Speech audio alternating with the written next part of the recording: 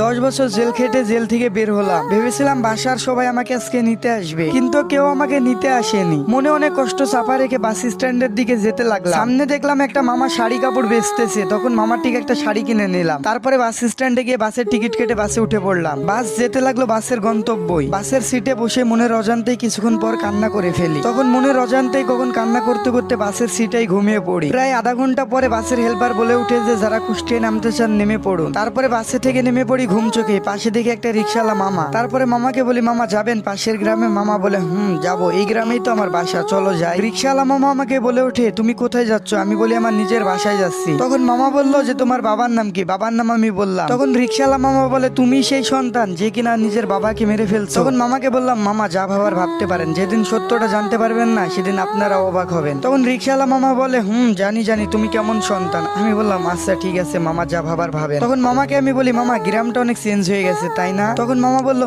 তা তো হবে। আমি বললাম, মামা বাসার সামনে নামাই দেন। মামা বললো ঠিক আছে। তারপরে মামা কিছুক্ষণ পরে আমারে বললো, এখানেই নামো। তখন আমি বললাম, মামা কোথায় নামাই দিচ্ছে? তখন রিক্সাওয়ালা মামা বললো, ওই যে সামনের বাসাটা দেখছো না, ওটাই তোমার বাসা। আমি বললাম, আচ্ছা ঠিক আছে মামা, এই নেন আপনার ভাড়া। নিজের বাসাটাকেও আমি চিনতে পারছি না, কারণ 10 বছর আগে দেখে গিয়েছিলাম কি আর এখন দেখতেছি কি। এখন দেখতেছি বাসাটা পুরো পাল্টে গেছে। বাসার কলিং বেল চাপা মাত্রই দেখি যে মা আমার দরজা খুলে দিল। মা বলে উঠলো, খুনিটা আমার বাসায় এসেছে কেন? কেউ ওকে বেরিয়ে যেতে বল। মা তুমি বিশ্বাস করো, আমি বাবাকে কখনোই হত্যা করিনি। তুই যদি আমার কখনো সামনে আসিস তাহলে আমার মরা মুখটা দেখতে পাবি। এমন কথা বলিও না মা, আজ অন্তত পক্ষে একবার তোমার এই সন্তানকে বুকে জড়িয়ে নাও। তোর স্থান কোথাও নেই আর তোর স্থান কোথাও হবেও না। আকাশ এই খুনিটাকে এখনই বাসায় থেকে বের করে দে। আচ্ছা ঠিক আছে মা, আমি দেখতেছি। তখন হাসান উঠে বলল, ভাইয়া বিশ্বাস করো, আমি আব্বুকে কখনোই হত্যা করিনি। আকাশ উঠে বলল, তুই বাবার নাম মুখে নিবি না, তোর মতো সন্তান যেন কোনো বাবা মায়ের ঘরে জন্ম না নেয়। তখন হাসান বলে উঠলো, ভাইয়া তুমিও আমাকে বিশ্বাস করতেছো না? তুমিও আমাকে এই কথা বলতেছো?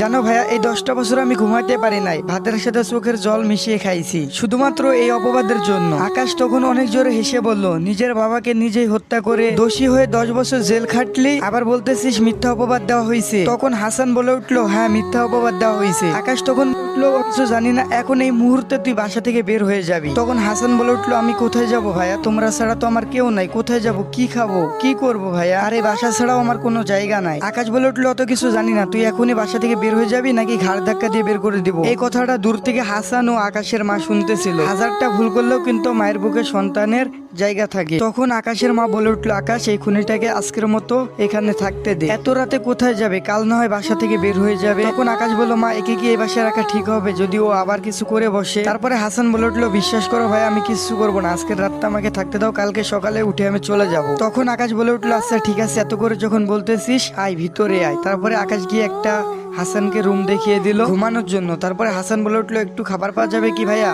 অনেক ক্ষুধা পাইছি। তখন আকাশ বলে উঠলো, তোর এই বাসাতে খাবার খাওয়া হারাম, যদি আরেকটা কথা বলিস তাহলে তোর ঘাড় ধাক্কা দিয়ে বাসা থেকে এখনই বের করে দেবো। তখন হাসান বলে উঠলো, আচ্ছা ভাইয়া খাবার লাগবে না, ঘুমাই। ঠিক রাত 3টা বাজে একটা চিৎকারের শব্দ হয়ে উঠলো। বলে উঠলো, বাঁচাও প্লিজ, কেউ আমাকে বাঁচাও, প্লিজ কেউ আমাকে বাঁচাও। এমন শব্দ শুনে সবাই বাইরে এসে দেখে হাসান কাজের মেয়ের আয়েশার ব্লাউজের ফিতা খোলা। এমন দেখে আকাশের পায়ের রক্ত মাথায় উঠে গেল। তখন আকাশ বলে উঠলো, কি হয়েছে আয়েশা, তুমি এত কান্নাকাটি করতেছো, কি ব্যাপার? তখন আয়েশা বলে উঠলো, স্যার আমাকে প্লিজ বাঁচান, আপনার ভাই আমার সাথে শারীরিক সম্পর্ক করতে চাইছে, কিন্তু আমি রাজি না থাকায় আপনার ভাই আমার সাথে জোরাজুরি করতে চাইছে। তখন হাসান বলে উঠলো, এই মেয়ে তুমি এত মিথ্যা কথা বলতেছো কেন? তুমি তো আমার রুমে এসে কান্নাকাটি করতেছো, আর বলে উঠলো তুমি আমাকে ফাঁসাইতে চাইতেছো। তখন আকাশ বলে উঠলো, হাসান একদম চুপ করে থাক, নাহলে তোরে কিন্তু একবারে অবস্থা খারাপ করে ফেলবো। আয়েশা কেমন মেয়ে আর কতটা ভালো মেয়ে সবাই জানে, ওর মতো মেয়েই হয় না গ্রামের মধ্যে, আর তুই কেমন এটা গ্রামের সবাই জানে। আর ঠিক তখনই হাসানের মা আর আকাশের মা ওইখানে চলে আসে। তারপরে বলে, আকাশ কি হয়েছে আর আয়েশা তুই কান্না করতেছিস কেন? তখন হাসান বলে উঠলো, খালা আমি আপনাদের বাসায় আর কাজ করবো না, আপনার ছোট ছেলে আমাকে ধর্ষণ করতে চাইছিল। তখন আকাশের মা বলে উঠলো, আয়েশা তুই এসব কি বলতেছিস? তখন আকাশ বলে উঠলো, হ্যাঁ মা, ও যা বলতেছে সব সত্যি বলতেছে, আমি বুঝে গেছি মা। হাসান কি চায়? হাসান চায় আমাদের এই সমাজে মান সম্মান সব ধুলোয় মিশে যায়। তারপরে হাসানের মা আর কিছু জানতে না চেয়ে হাসানের কাছে এসে 2 গালে থাপ্পড় দিয়ে গাল দুটোকে একেবারে লাল করে ফেলে এবং হাসানের চোখ দিয়ে পানি বেরিয়ে আসে। তারপরে বলে উঠে, তোর মতো কুলাঙ্গার সন্তান এই পেটে ধরে ধরছিলাম, বিশ্বাস হচ্ছে না। নিজের বাবাকে তো 10 বছর আগে একেবারে খেয়ে ফেলেছিস, এখন আবার আরেকজনকে খাইতে চাইছিস, আর কতজনকে খাবি? তখন হাসান বলে উঠলো, বিশ্বাস করো মা, তোমার কসম, আমাকে এখানে ফাঁসানো হচ্ছে। তখন হাসানের মা বলে উঠলো, ওই মুখে আমার নাম নিবি না, আর